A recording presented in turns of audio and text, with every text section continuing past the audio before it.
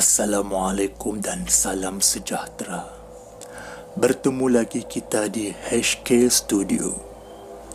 Sebelum kita bermula, kepada korang yang belum subscribe, jangan lupa untuk subscribe dan tekan button loceng untuk dapatkan lagi kisah seram dari kami.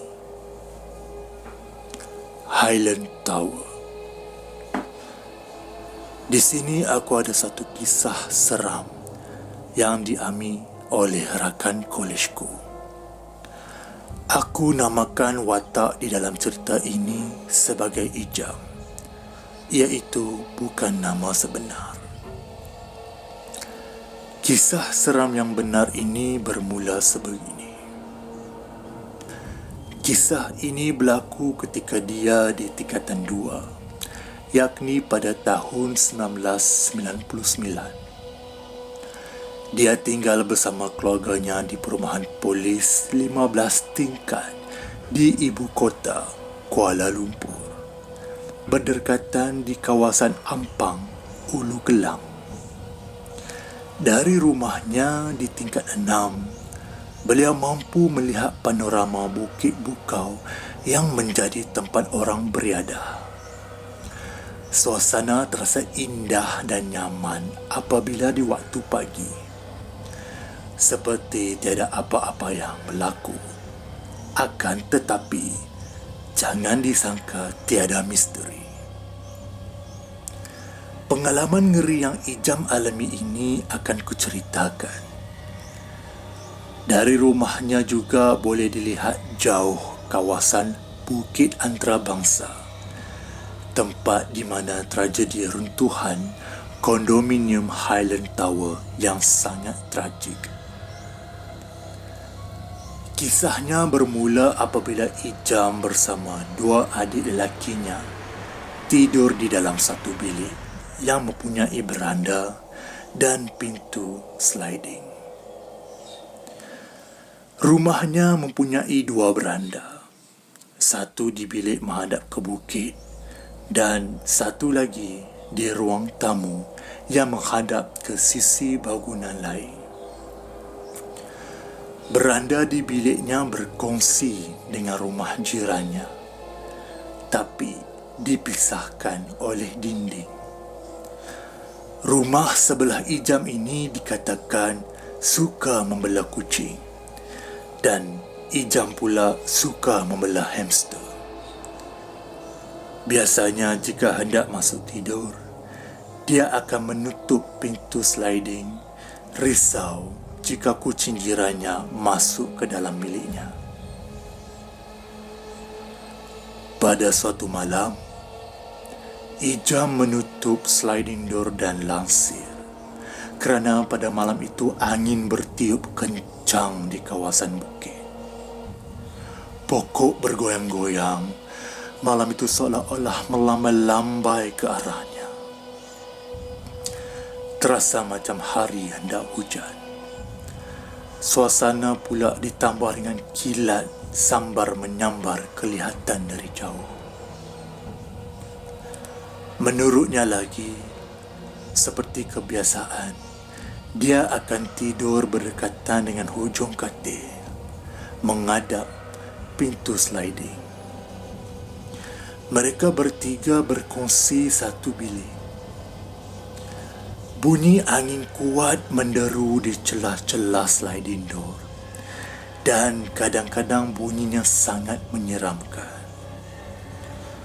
Seolah-olah macam orang bersiul, kadang-kadang seperti orang menjerit. Dia sudah lali dengan bunyi-bunyi pelik tiupan angin itu.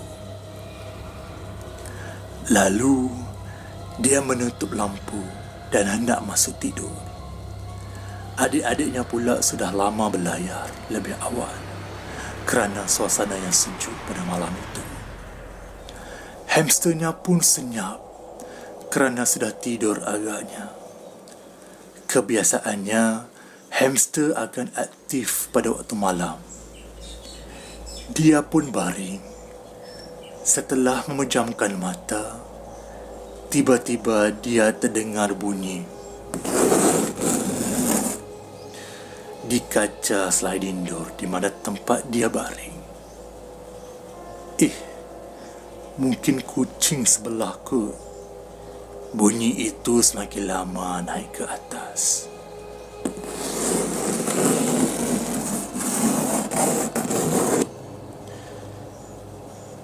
Kucing ni cakar sampai ke atas pula, katanya dalam hati lagi.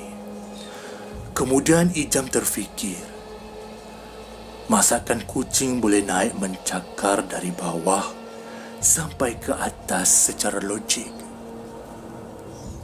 Sliding door-nya tiada besi grill untuk kucing panjat dan terlalu tinggi bagi kucing tersebut. Lama-kelamaan, dia mula rasa seram. Dia mula berfikir, apakah itu? Dan fikirannya berubah mengatakan itu bukan kucing seperti andaian awalnya.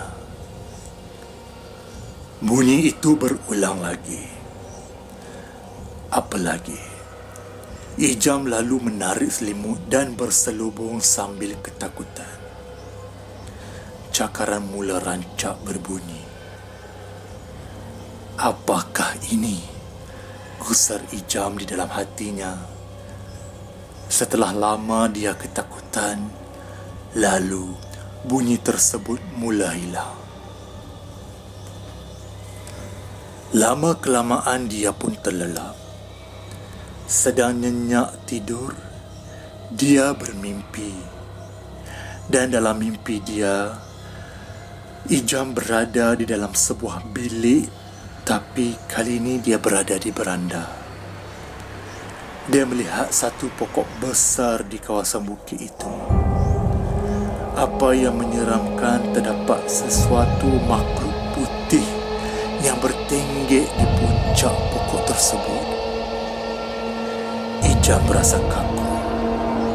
Benda itu terbang perlahan ke arahnya. Ijam menjerit dalam hati dan dia cuba baca surah-surah lazim. Tapi malangnya dia terus pingsan. Lalu dia tersedar keesokan paginya dengan dirinya masih berada di katil. Ijam bersyukur kerana tiada kejadian buruk menimpanya. Kemudian dia menyiasat di kaca sliding door pintu biliknya. Apa yang menyeramkan, memang ada kesan sedikit cakaran. Dan lebih menyeramkan lagi apabila dia menoleh ke tingkap untuk melihat pokok yang dimimpi. Ternyata ianya memang wujud. Adakah mimpinya akan menjadi kenyataan, atau ianya sekadar mainan tidur? Sejak dari peristiwa itu, Ijam tidak lagi berani